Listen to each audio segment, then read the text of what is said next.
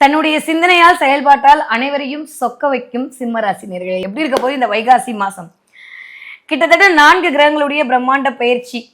Welcome to entry அஷ்டமசன் சொல்லி பயமுறுத்தியாச்சு. தலைக்கு மேலே ராகு வரப்போகுது, தலைக்கு மேலே கேது வரப்போகுது அப்படின்லாம் சொல்லி நிறையா கேட்டு பீதியே அடையாத சிம்மராசிக்காரர்களை கொஞ்சோண்டு பீதி அடைய வைத்திருக்கிறது கிரகங்கள் அப்படின்னு தான் சொல்லணும் இல்லையா? என்னதான் கேது தலைக்கு மேலே வந்தாலும் 7ஆம் இடத்துல இருந்து ராகு உங்களை தான் பார்ப்பேன் நடம் பிடிச்சாலும், அஷ்டமத்தில் சனி அமர்ந்து கொண்டு பல அனுபவங்களை கொடுக்க தயாராக இருந்தாலும், குருவின் ஒற்றை பார்வை 3 பார்வை மிகச்சிறந்த யோகத்தை கொடுப்பதற்கான தன்மையில் தான் சிம்மராசிக்காரர்களுக்கு இனிதே ஆரம்பம் அப்படின்னு தான் சொல்லணும்.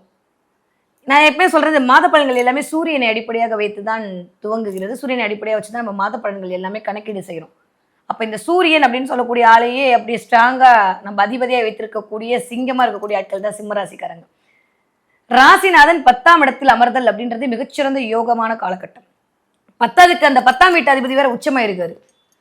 வேற லெவல் மாற்றம் கிடைக்க போகிறது சிம்மராசிக்காரர்களுக்கு. என்னதான் அஷ்டமணி சனின்னு சொன்னாலும், என்னதான் கேது, நான் திரும்பவும் அதே டைலாக்கே சொல்கிறேன் அப்படின்னு அவ்வளோ பயம். ஆஃப்லைட்டாக பார்த்தா நிறைய சிம்மராசிக்காரங்க தான் நிறைய வியூ போகுது. முன்னாடிலாம்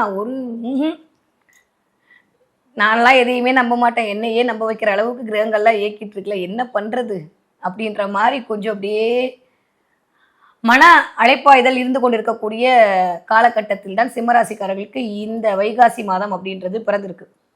கரெக்டாக ஒரே விஷயம் சொல்லணும் அப்படின்னா, இந்த வைகாசி மாதம் சிம்மராசிக்காரர்களுக்கு என்ன நடக்க போகிறது அப்படின்றால், புதிய தொழில் தொடங்குவதற்கான வாய்ப்பு கிடைக்க போகிறது. புதிய தொடக்கம் எடுத்தோன்னே நீங்கள் போட்டு வச்சுக்கலாம். இந்த வருஷம் இதுவரைக்கும் இல்லாத புதிய தொடக்கம் உங்களை தேடி வரப்போகிறது.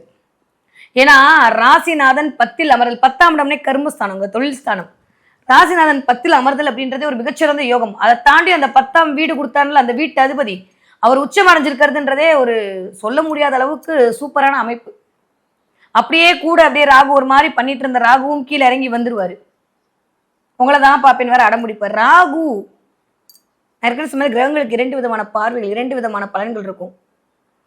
நம்ம ராகுவை நல்ல விதமாக இயக்கிட்டோம்னா, ராகு மாதிரி ஒரு பொருளை கொட்டி கொடுக்கக்கூடியவர் யாருமே கிடையாது. ராகுவை போய் கொடுப்பாரும் இல்லைன்னு ஒரு பேர் இருக்கு. எப்பயுமே ராகு மாதிரி கொடுக்கறதுக்கு சனியால கூட முடியாது, அந்த அளவுக்கு ராகு நிறைய கொடுப்பாரு. ஒரு நாள் நைட்ல ஒருத்தர் திடீர்னு பிரபலம் ஆகிறதுக்கும், ஒரு நாள் நைட்ல ஒருத்தர் திடீர்னு பணக்காரர் ஆகிறதுக்கும், ஒரு நாள் நைட்ல லைஃப் சேஞ்ச் ஆகிறதுக்கும் காரணகர்த்தாவா இருக்கக்கூடிய ஆளே ராகு தான். சம்மர் வந்தாச்சு. What's you plan for this holiday? எங்க கிட்ட விட்டுருங்க, நாங்க பாத்துக்கிறோம். GT Holidays. GT Holidays, South India's #1 travel brand.